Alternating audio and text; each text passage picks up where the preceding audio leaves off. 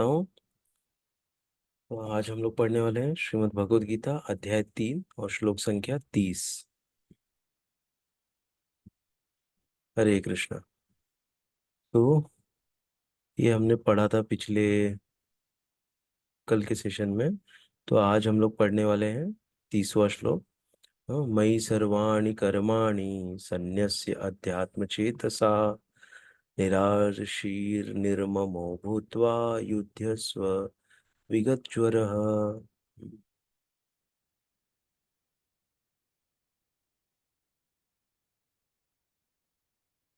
मयि सर्वाणि कर्माणि सन्न्यस्य अध्यात्मचेतसा निराशीर्निर्ममो भूत्वा युध्यस्व विगतज्वरः।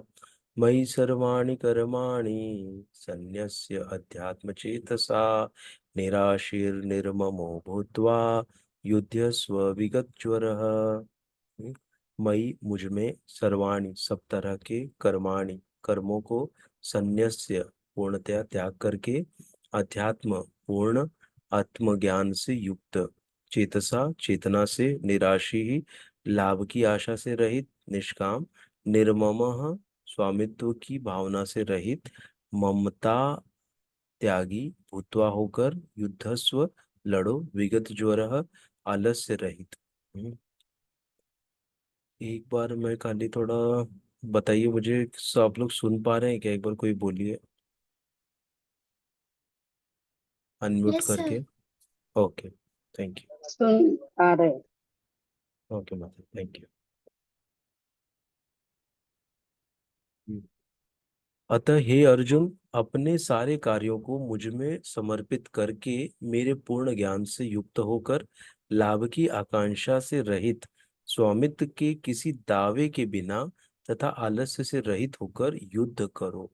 फिर से पढ़ते हैं। अतः हे अर्जुन, अपने सारे कार्यों को मुझ में समर्पित करके मेरे पूर्ण ज्ञान से युक्त होकर लाभ की आकांक्षा से रहित स्वामित्व के किसी दावे के बिना तथा आलस्य से रहित होकर युद्ध करो। ना कितनी सारी चीजें बताई यहाँ पे, और सारी चीजें अपने आप में बहुत बड़ा बड़ा चीजें हैं। इसके ऊपर अगर हम बोल तो बहुत कुछ इसमें आएगा ना। अपने सारे कार्यों को मुझ में समर्पित करो मतलब वर्क फॉर कृष्णा ना। जो भी कार्य कर रहे हो उसका जो रिजल्ट है वो किसको देना है? भगवान श्री कृष्ण को देना है। ठीक है।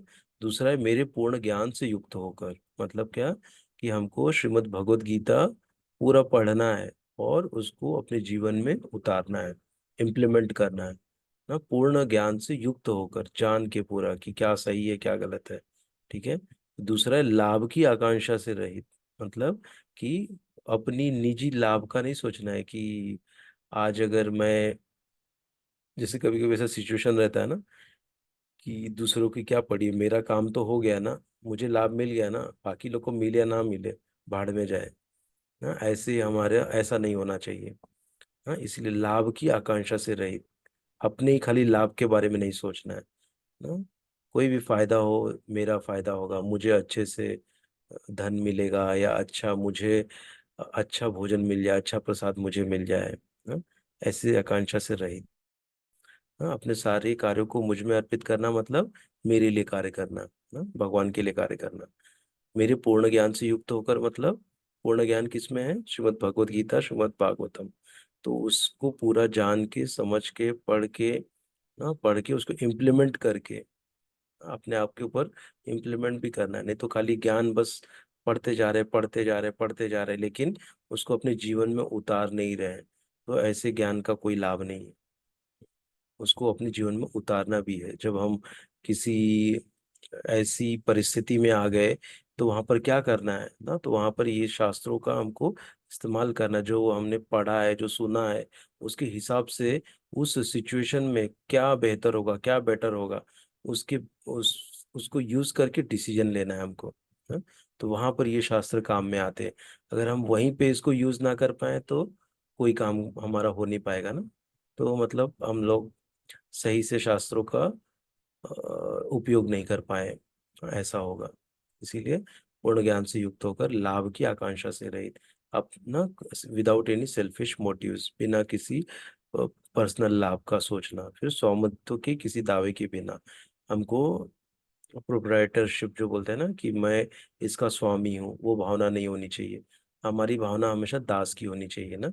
ऐसा नहीं होना चाहिए कि मेरे पास 5 एकड़ जमीन है, मेरे पास 2 करोड़ का बंगला है ना, 50 लाख की कार है, ऐसा सब मेरे पास है, मैं इसका स्वामी हूँ। ऐसा हमको वो नहीं होना चाहिए। सब किसका है? भगवान का है। घर है भगवान का है। हाँ, अगर इसको बैक ट्रैक करेंगे, ये घर पहले किसका था, पहले किसका था, पहले किसका था, तो ये भगवान का ही सब आएगा। हाँ? सबसे सब चीज उन्हीं से उद्भूत हुई है और उन्हीं की है सब चीज। तथा आलस्य से रहित होकर युद्ध करो, आलस भी नहीं करना है। युद्ध करो बोलते हैं, बोल रहे हैं। तात्पर्य पढ़ते हैं। यह श्लोक भगवत गीता के प्रयोजन को स्पष्टतया इंगित करने वाला है। भगवान की शिक्षा है कि स्वधर्म पालन के लिए सैन्य अनुशासन के सदृश पूर्णतया कृष्ण भावना भवित होना आवश्यक है। ऐसे आदेश से कुछ कठिनाई उपस्थित हो सकती है, फिर भी कृष्ण के आश्रित होकर स्वधर्म का पालन करना चाहिए, क्योंकि यह जीव की स्वाभाविक स्थिति है। हम्म। जो स्वधर्म है, ये कैसा है? 2 टाइप का स्वधर्म है ना। स्वधर्म मतलब एक शरीर का धर्म, एक आत्मा का धर्म ना। शरीर का धर्म क्या है? ये शरीर को रोटी कपड़ा मकान ना ये चाहिए ना। एक शरीर को एक घर चाहिए ना, एक कपड़ा चाहिए, और एक क्या चाहिए? खाने को भोजन चाहिए ना। तो इन सब चीजों का ख्याल रखना ना, उसको मुहैया कराना। हाँ, तो ये स्वधर्म है। तो इसके इस शरीर से जो संबंधित है, उन संबंधित लोगों का लोगों को आश्रय देना या उनकी सेवा करना ना, या उनकी जो जरूरत है उनकी जरूरतों को पूरा करना, ये सब क्या कहलाता है? शारीरिक स्वधर्म। और एक है आत्मा का स्वधर्म। आत्मा का स्वधर्म क्या है? भगवान के नामों का जप करना ना, भगवान की भक्ति करना ना। आत्मा को आनंद आएगा जब हम हरि नाम करेंगे ना, हरे कृष्ण महामंत्र का जप करेंगे। ये है आत्मा का पोषण, इससे आत्मा को पोषण मिलेगा। हाँ, तो ये 2 टाइप का स्वधर्म है हमारा। स्वधर्म का पालन करना चाहिए, क्योंकि यह जीव की स्वाभाविक स्थिति है। जीव भगवान के सहयोग के बिना सुखी नहीं हो सकता, क्योंकि जीव की नित्य स्वाभाविक स्थिति ऐसी है कि भगवान की इच्छाओं के अधीन रहा जाए ना। ये स्वाभाविक स्थिति ऐसी है, भगवान की इच्छा के अधीन रहना चाहिए ना। अतः श्री कृष्ण ने अर्जुन को युद्ध करने का इस तरह आदेश दिया, मानो उसके सेना नायक हो। परमेश्वर की इच्छा के लिए मनुष्य को सर्वस्व की बलि करनी चाहिए, और साथ ही स्वामित्व जताए बिना स्वधर्म का पालन करना चाहिए, विदाउट शोइंग प्रोप्राइटरशिप। प्रोप्राइटर नहीं बनना मतलब मैं इसका स्वामी हूँ, ये मेरे कंट्रोल में होना चाहिए, मेरे हिसाब से चलना चाहिए, ये मेरे हिसाब से नहीं चला तो ये गलत आदमी है। ऐसा सब भावना नहीं होना चाहिए। स्वामित्व की भावना नहीं आनी चाहिए हमारे अंदर। और क्या है? भगवान की इच्छा हुई तो सर्वस्व की बलि करनी चाहिए, करनी होती है। जैसे हम देखते हैं बलि महाराज का ना, कैसे उन्होंने सब कुछ उनको दे दिया, जबकि वो कौन थे? वो थे असुर थे ना। बलि महाराज असुरों के राजा थे। और उन्होंने क्या किया? भगवान ने खाली बोला कि मुझे 3 पग भूमि दे दो, तो उन्होंने क्या किया? तीनों पूरा अपना सर पे रख दिए कि मुझे भी ले लो। भगवान ने तो सब नाप लिया, बाद में खुद को भी उन्होंने दे दिया। तीसरा पैर कहाँ रखो पूछते हैं, बोलते मेरे सर पे रख दो। सर पे रख के उनको भी ले लिया। और फिर कैसे उनको नीचे पाताल लोक में भेज के उनके लिए एक एक सुंदर सा महल बनाया। और फिर वो बोले कि भगवान उनके लिए उनके द्वारपाल बन के वहां पे खड़े थे। वो बोले मुझे आप हमेशा दिखते रहना, मेरी यही इच्छा है। तो भगवान वहां द्वारपाल बन गए उनके महल के सामने। तो ये है भगवान का आदान प्रदान। उन्होंने क्या किया? खाली अपना जो पूर्ण ये था, अपना भौतिक संपत्ति सब भगवान को दे दी, और भगवान क्या हो गए? उनके दास बन गए। भगवान जाके उनके दरवाजे के सामने गेट कीपर बन के खड़े हो गए। तो ये भगवान का ऐसा आदान प्रदान होता है। इसीलिए सर्वस्व की बलि करनी होती है परमेश्वर की इच्छा के लिए।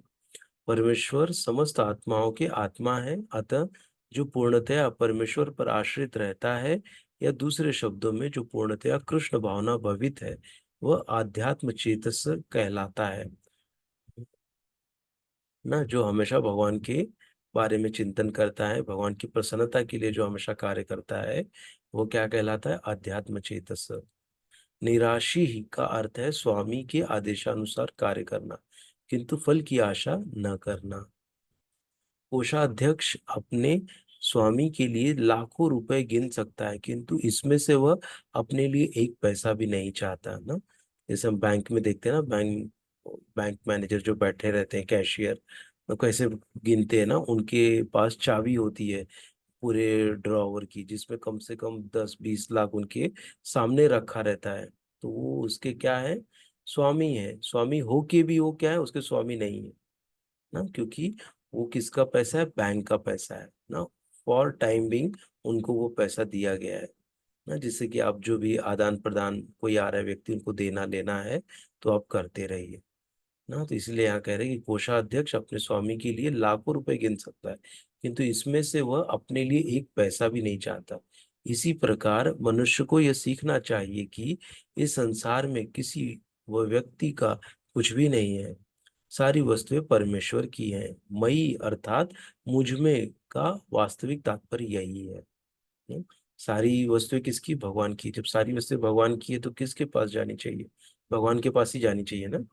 तो हमको कुछ ऐसे वो नहीं करना चाहिए कि ये मेरा है, मेरा है ना। तो उस भावना को हटाने के लिए ऐसा समझा रहे हैं ना हमको यहाँ पर।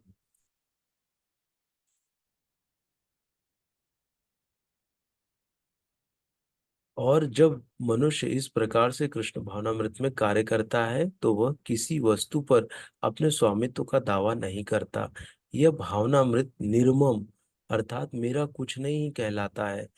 यदि ऐसे कठोर आदेश को, जो शारीरिक संबंध में तथा कथित बंधुत्व भावना से रहित है, पूरा करने में कुछ झिझक हो तो उसे दूर कर देना चाहिए।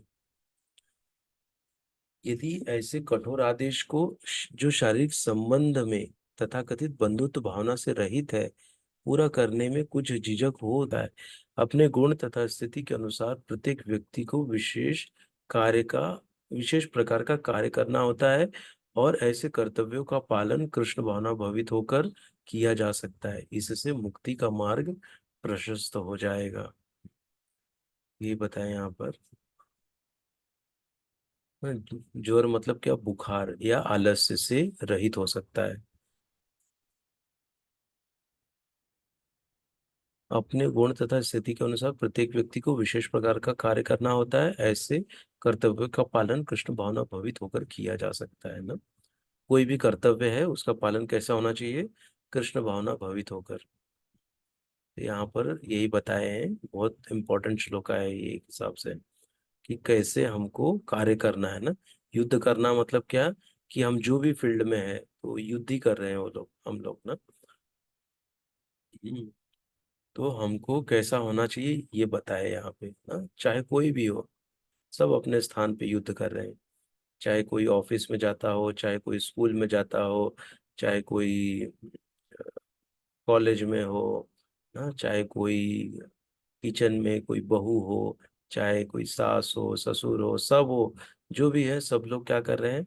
कहीं ना कहीं युद्ध कर रहे हैं। अगर कोई जो बूढ़े हो गए हैं वो भी अपने शरीर से ना, अपनी परिस्थितियों से युद्ध कर रहे हैं। ये सबके लिए ये लागू होता है, ऐसे नहीं कि एक स्पेसिफिक व्यक्ति के लिए खाली लागू है, नहीं। ये वाला जो श्लोक है ये सबके लिए लागू है।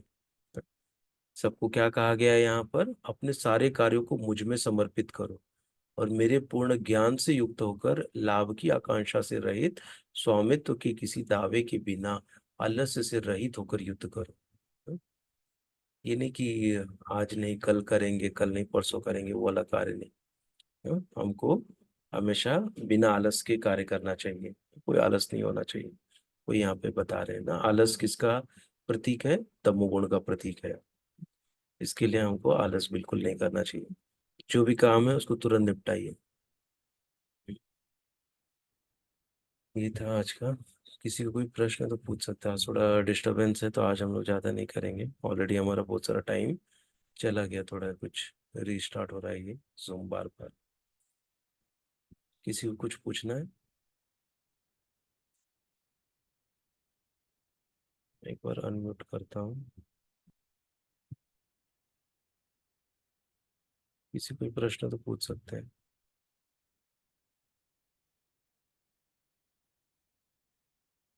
कल का कोई प्रश्न था ना एक। हाँ, किसी के घर में जाके जी हम जी पानी ब्रो। पी सकते हैं। हाँ हाँ। तो उसमें जैसे बता रहा था कि शास्त्र कहता है कि ऐसे घर में पानी दाना नहीं खाना पीना चाहिए, हाँ, जहाँ पर मांसाहार होता हो। वैसे घर में जाके नहीं करना चाहिए। ये चूंकि भाई बहन का घर है, तो उनको हम रिक्वेस्ट कर सकते हैं कि थोड़ा शुद्ध जल होगा तो लाके पिला दीजिए। ऐसे करके हम उनको रिक्वेस्ट कर सकते हैं, जिससे कि उनका दिल भी ना दुखे और काम भी हो जाए हमारा। ऐसे करके, क्योंकि क्या है कि जो अभी जो जैसे पीने का पानी का जो कंटेनर रहता है वो तो इतना अशुद्ध नहीं होता मोस्टली, क्योंकि वो अलग ही रहता है, उसमें तो कुछ डालते नहीं है।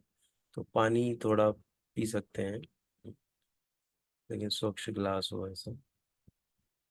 लेकिन शास्त्र ऐसा कहता है, तो जैसे हमारी भावना, क्योंकि क्या है ना कि हम ऐसा सब क्यों करते हैं। कोई ऐसा हो सकता है कि बोलेंगे कि अरे ये तो बहुत दिखावा कर रहे हैं, तो बहुत बड़ा पंडित बन गया है, ये बहुत बड़ा, ये क्या ब्राह्मण से भी बड़ा हो गया है क्या।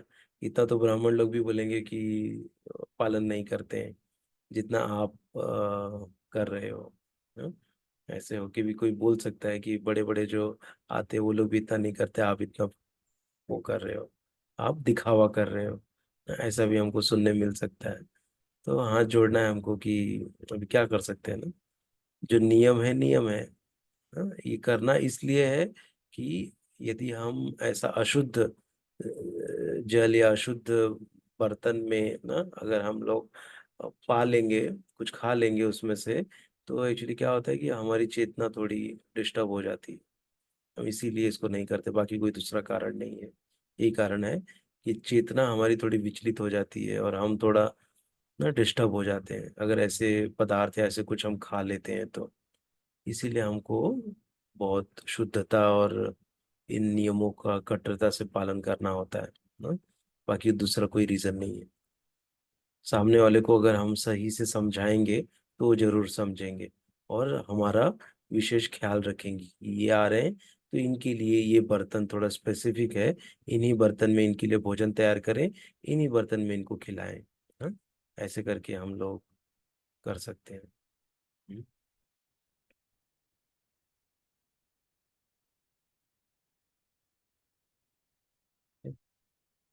तो बताइए, सबको बोलिए, बताइए। ऐसा ना हो कि आप बिना बताए किसी के घर में चले जाएं और उन्होंने बहुत सारे व्यंजन बना दिया है और आप तब मना कर रहे हो। ऐसा नहीं होना चाहिए। एक प्रभुपाद जी का ऐसा एग्जाम्पल आता है कि प्रभुपाद जी एक एक जो उनको फंड देते थे उनके पास गए थे ना, सूरत में या गुजरात में। तो उनको वो बहुत सारा भोजन बनाया था, उसमें सब लहसुन कांदा सब था। तो प्रभुपाद जी ने शिष्यों को पूछा कि आपने इनको बताया था क्या। तो शिष्य बोले नहीं, इनको तो हमने नहीं बताया था। तो बोले अभी सब चीज खाओ। तो प्रभुपाद जी भी खाए वो चीज। ऐसे हम देख सकते हैं। इसीलिए हमको ना हमको किसी को तकलीफ नहीं देना चाहिए। हमको पहले से ही बता के रखना चाहिए कि बाबा हमको नहीं खाना है, हम ऐसा पदार्थ नहीं खाते।